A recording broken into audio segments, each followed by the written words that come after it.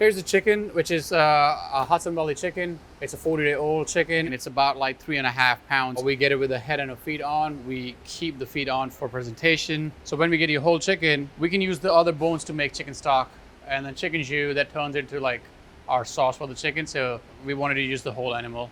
I'm just gonna like go through the head. We don't do anything with that. The smaller part of arm, this goes for the chicken jus, and then we flip the chicken upside down and make the cut here at the back. Just trying to save all the skin, right?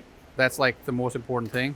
If you have a tear when you cook it, because the chicken will expand, it will just rupture the whole thing, and you try to keep as much skin as possible because that will help us later keep the skin crispy.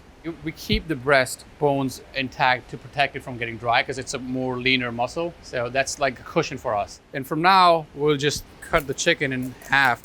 You split it in half, but like you gotta be careful with the skin. You're just making a perfect incision. So when you flip the chicken, the skin is fully intact. So when you cook it, obviously it's gonna shrink, but now we have an extra piece of skin. It will come back perfectly right around the edge of the chicken breast and the legs. I'm deboning the thigh meat and then the legs. Thighs and the legs have more fat. They need longer cooking time than the breast. So just to even out the process, we need to have no bones in the thigh and the leg. You gotta feel where the bones are, and then you just like scrape a little bit so you can see actual physical bone.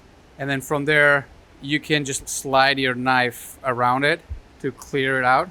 Obviously, it will be really hard for people at home. This is like not the most easiest process, but it's a little tedious because we want to keep the foot intact. And that's your half chicken, breast bones intact, debone thigh, debone leg. We're gonna go in batches. Marinating chicken is really important. If you want to put any seasoning into it, you have to marinate chicken, and you have to give it at least 6 hours. And make sure like your marinade or your brine is actually a little aggressively seasoned because it's not gonna translate 100%.